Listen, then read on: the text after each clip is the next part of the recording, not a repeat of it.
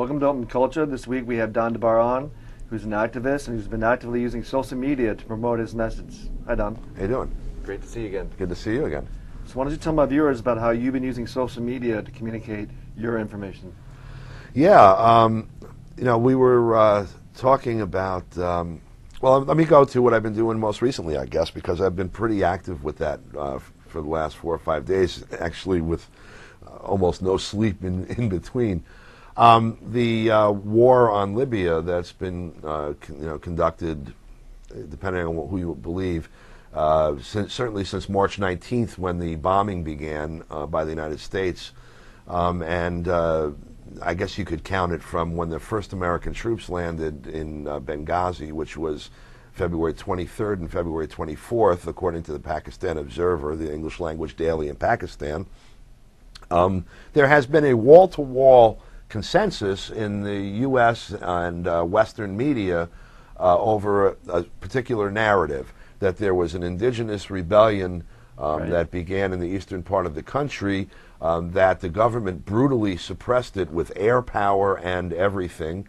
And then we first had to go in on humanitarian grounds. And then in order to protect against a massive slaughter that was being set up, like the guns were being aimed and everything, we had to go in, the United States and the coalition, the last time it was Coalition of the Willing, is the Coalition of the whatever, had to go in, and the preferred way to do that quickly became to bomb the hell out of Tripoli and a bunch of other municipalities in Libya.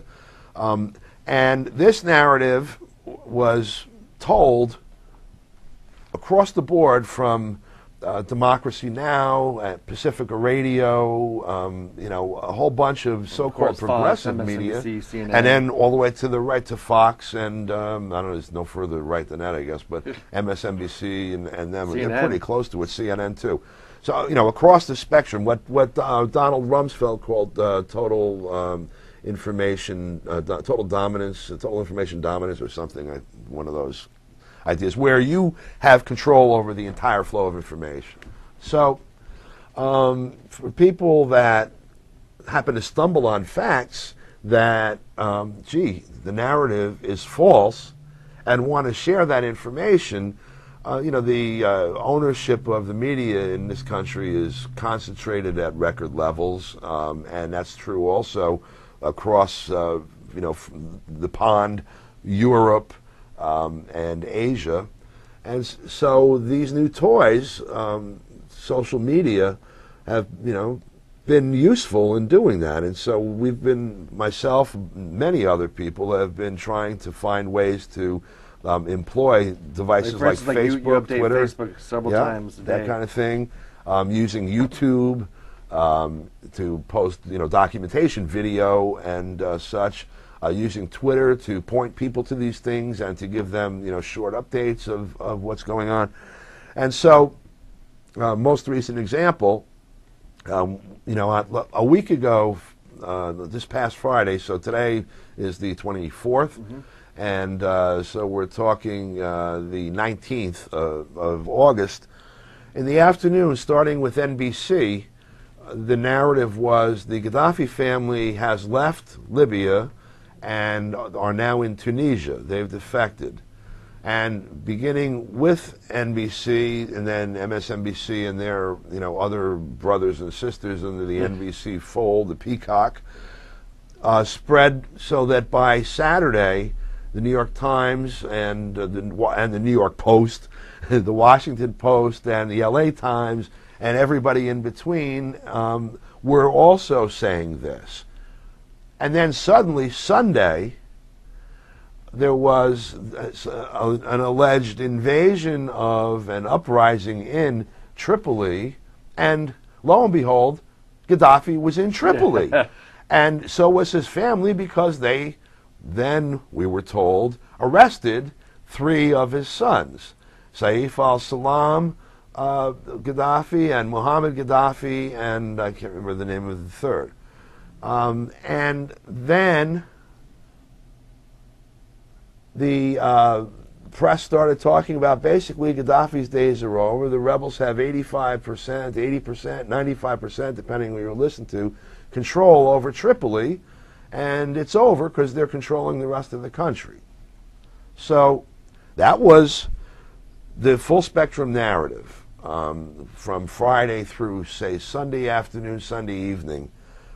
Here, Europe, Asia, whether it's NHK or Sky News or CNN or whatever, it's the same story. Al Jazeera. So I was in Tripoli, as you know, in 2009. I visited myself, and I made some friends. I was part of a press delegation from the United States to an international conference there, and I met journalists from all over the world there, and these are people that are also now people that have actually been to Tripoli. So these are among the group of people that are in journalism. The contacts I made there all share in common. They have actually been on the ground in Tripoli, and so they know something of it. Plus, they're not just staying in that one hotel. Right. No, that's right. Oh, yeah, we were all over. There were 800 people attended the conference I went to each night, and so presumably that means there were 1,000, 1,200 people, and that means we took up a few hotels, unlike where the press is holed up right now on the 24th still. Under guard of the Army, by the way, who I guess the only piece of real estate that the reporters can see in Tripoli is controlled by Gaddafi, but they have intuited somehow that the other 95% of Tripoli is controlled by the rebels. I guess they just haven't gotten to liberating the press yet. So anyway, I met all these people. I've kept contact with them because I'm a journalist, and we trade information. That's sort of stock and trade. And when I saw this happen, it was really dissonant with just what had happened a week or two earlier, because the rebels were actually being routed, and that was even being reported here. Their general was killed by their own. Jalil was essentially finishing the steps of showing that this isn't really... Everyone's all views a little bit of that man's background. Mustafa Jalil, who is the former Minister of Justice under Gaddafi, his colleagues on the NTC, the rebel government in exile, whatever they want to call it, were also former government officials with Gaddafi. And so, for anyone that's really paying attention, this isn't an uprising. This is a coup attempt. So anyway, the week prior to this, and the 2 weeks prior to this supposed takeover of 95% of Tripoli, all the part we can't see, part of Tripoli, the rebels were being routed, and that's what was even being reported here. And this thing went on where the rebel commander was killed by other parts of their council, and Jalil purged the council. He fired, somehow he had the authority all of a sudden to fire the Minister of Information, so the information flow is now under his control. The finance minister, which was convenient because the West was just about to start releasing its first $1.5 billion that they had appropriated from the Libyan sovereign accounts. They were going to give to the rebels, quote unquote, and now he's the payee, and also he's the head of the military and security forces, which means that he's also in charge of deciding who to shoot on the streets or who to lynch. And they've been lynching black folks, by the way, since they started. So anyway, because that whole thing about African mercenaries that was being played out in the media here was fed back there, and the purpose of it was to stir up antagonisms between Arab Muslims in Libya and African Muslims in Libya. Maybe you might want to go into like how America's reestablishing itself in Africa. Because I think that's... Let me go to, we're supposed to be doing the media thing. So so setting it up for like the alternative narrative that you're going to present. Okay. And you're using such, just to go back over it, Facebook. Okay, right. YouTube. Right. Twitter. So what happens? I'm seeing dissonance between what had just happened and what's being reported in the media Sunday, Friday, Saturday, Sunday. And so these contacts that I'm talking about I was able to reach some. There's a reporter named Lily Phelan, who's also known by the name of, Lizzie Phelan, also known by the name of Lizzie Cocker. She's from the UK, and I know that from being in communication with her over the last few months there, that she's been to Tripoli at least 3 times for a period of a month each, and she's been there before. She has contacts all over the city. So she's calling around neighborhood to neighborhood to neighborhood, while we're being told 85–95% of Tripoli is under rebel control. She's calling and talking to people in various neighborhoods. Got any rebels? Nope. Seen any rebels? Nope. Or, have you seen rebels? Yes, but they weren't rebels. They weren't Libyan. They were Qatari. How do you know? The beards, the religious, and are they uniformed? No, but they are. They're the military, but they're not wearing uniforms. Apparently, they're trying to look like irregulars. However, we're also seeing, and this is from several districts, that their commanders are uniformed in Qatari military uniforms, and their gear is Qatari issue.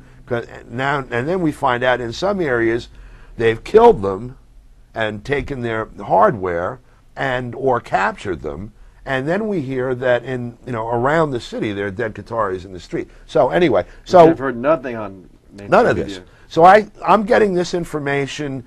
I'm getting other information about the reporters that we're seeing on TV, because we weren't told until recently that they haven't been leaving the hotel while they're telling you what's going on around the city. And I'm wondering, because I'm a journalist and I do TV news and stuff, that, why is it that they're only doing first-person narrative and they're showing what they call B-roll, video in the background, but it's not where they are, and they're not really saying what it is. It's just nondescript stuff of guys with flags and shooting guns in the air, and there's 5 or 6 guys in an empty street.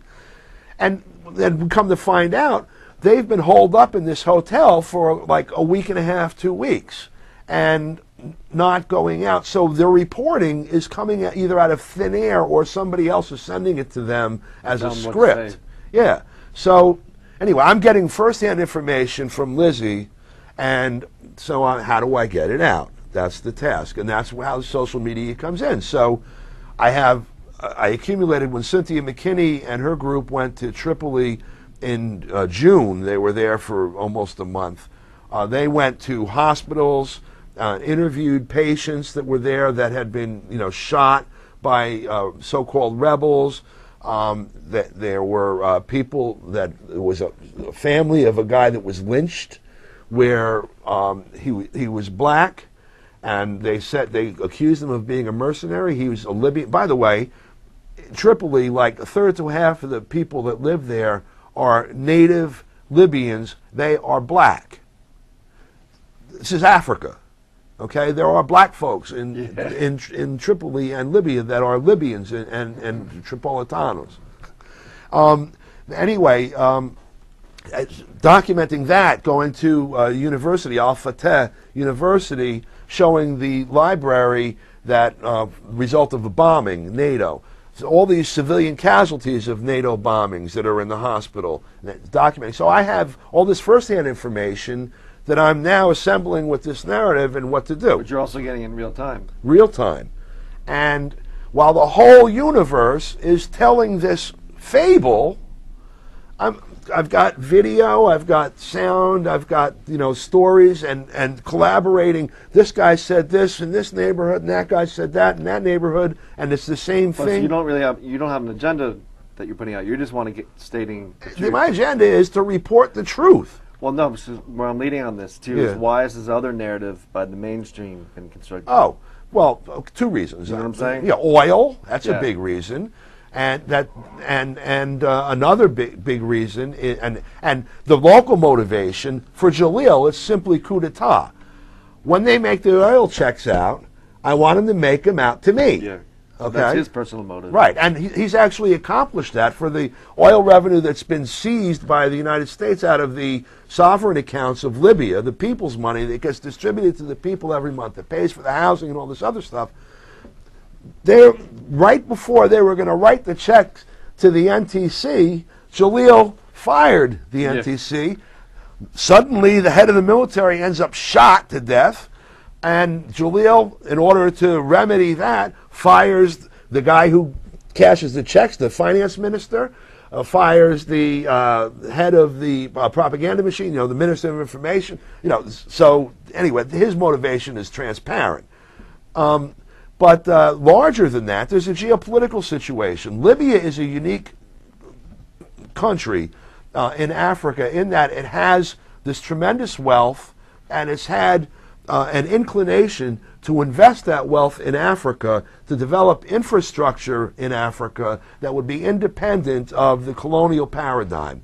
They built a communications infrastructure, for example, that meant that these countries in Africa no longer had to pay hundreds of millions of dollars a month for satellite time and to use the wires belonging to AT or IT&T or whomever, various European and Japanese and American corporations, and also was moving to establish and was in the process of establishing an African sovereign bank, and also moving towards establishing an African currency that's issued in Africa under the control of the African countries, rather than being issued in Paris or issued in Washington or issued in Brussels, where the control of the currency rests with Wall Street or the European Central Bank or whatever.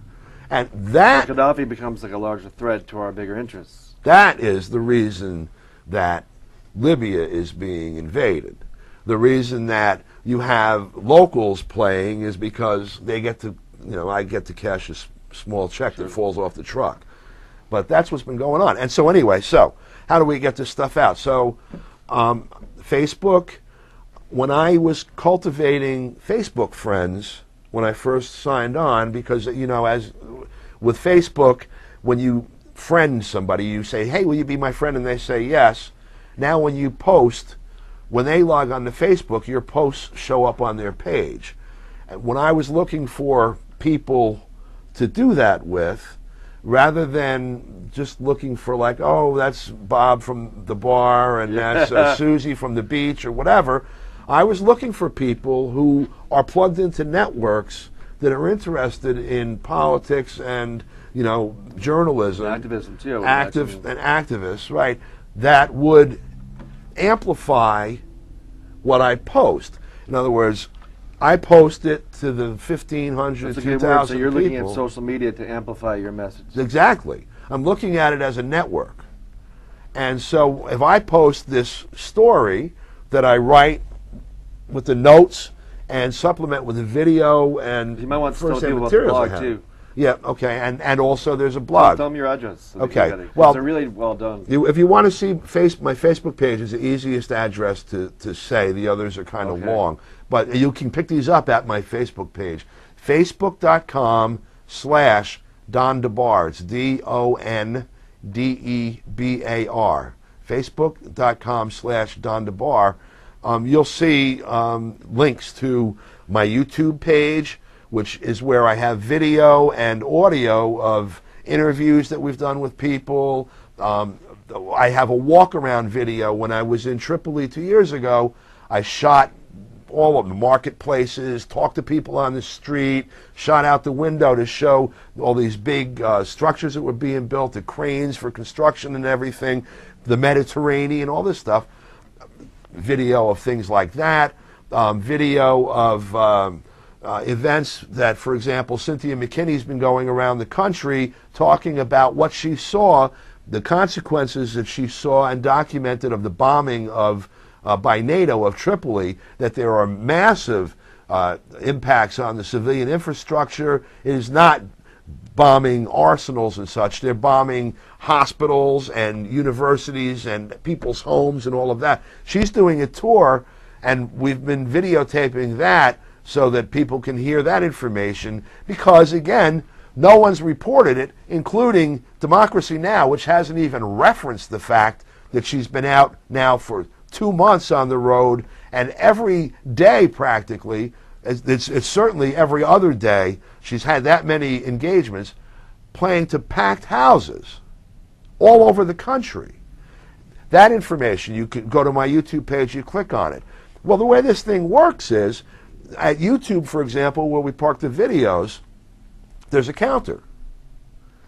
I now put something up and mention on a Facebook page that it's there, and within a day or two, there's 1,000 or more hits. And then there's something called Insight at YouTube. I can look at it and find out what country they were in or what state in the United States, whether they're male or female, their age range, like demographics information, and also how did they get there? Did they click from my Facebook page? Did somebody else take my link and put it on their Facebook page or on their MySpace page or on their company website or whatever? What was the source of this? So all this really useful information that helps you figure out further how to distribute. It also makes another important point, too. Yeah. It breaks down what used to be like the gatekeepers of information. Yeah. In other words, everyone is now a gatekeeper. Yeah. As long as you can figure out, an algorithm basically of distribution, some way of juggling networks so that when you throw something into it, it plays out. If you can do that, you can get the word out.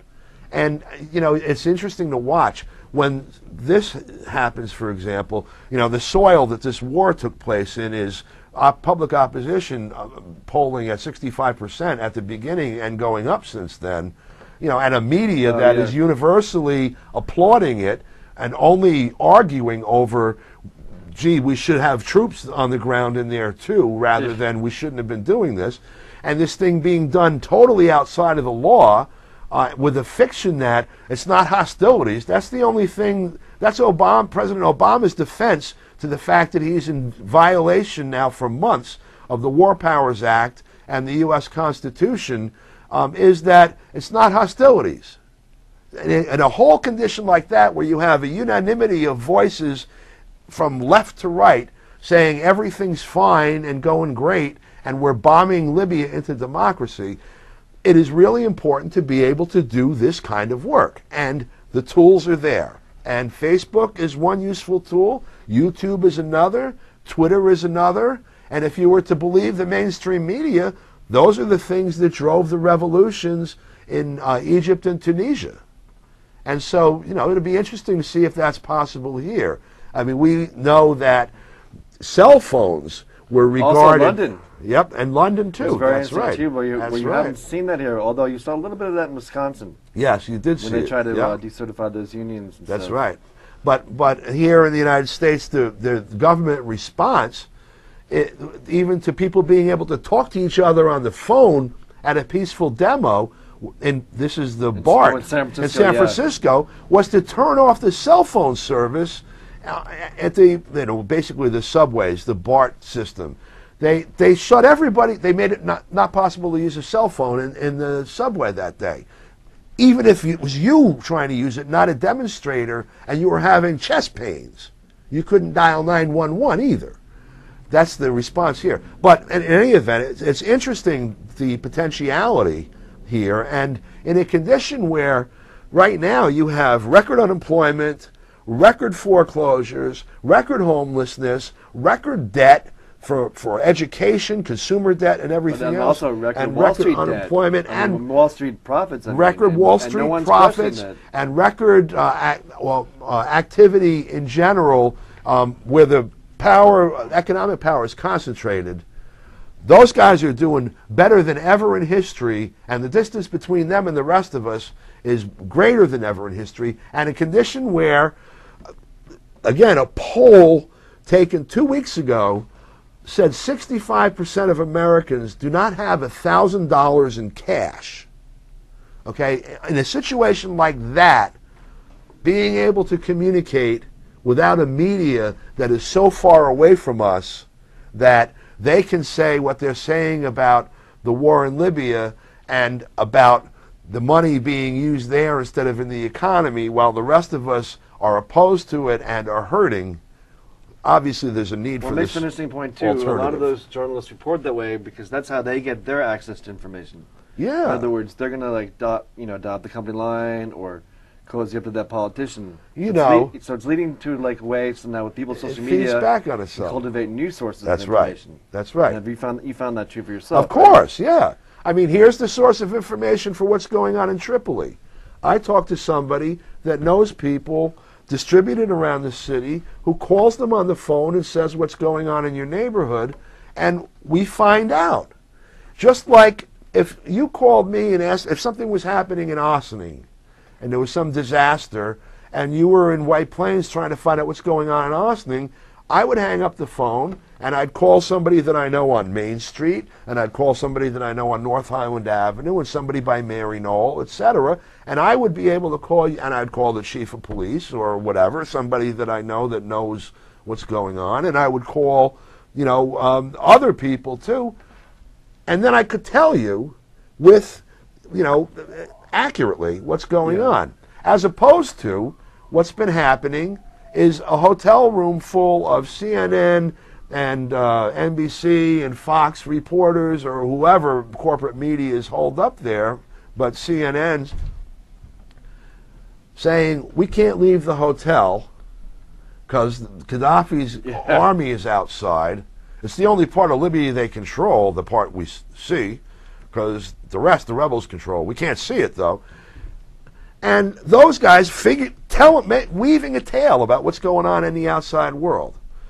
Instead, this kind of medium allows you to work on the human resources that we're accustomed to doing, get firsthand information, document it, and lay it out in front of people, and let them make up their own minds about what the truth is. Because guess what? Tomorrow, when I said the day before the sons of Gaddafi popped up that were supposedly captured, and one of them is supposedly en route to Brussels, I said, don't trust that information because I had learned this. Well, it turned out, you know, no one else was saying that, and people were looking at me like I was crazy, and then suddenly one of them escaped. This one guy escapes from, you know, the militia, and another one pops up saying, nobody ever captured me, and he's the one that they were supposedly negotiating with the International Criminal Court about. Yeah, it's wild. It's been wild watching yourself on Facebook. So you want to wrap up since we're running out of time, unfortunately? Yeah, I suggest very strongly that if you are in need of accurate information about something, whether if there's an incident at Indian Point, ever, God forbid, if there's, you know, any kind of civil disturbance, if there's, you know, a hurricane or whatever, take a look at the usual media sources, but don't stop there, because we are seeing right now that they will outright lie across the board and without a chink in the armor if it's suiting their purposes. This is something that was developed during the Bush years, and it is in full play right now. Look at social media also as a way of you sharing what you know with other people so that other people can be informed if they need to be about a particular thing too. Thanks. Oh, fantastic. Thanks so much. Thanks, Bob. Thank you very much.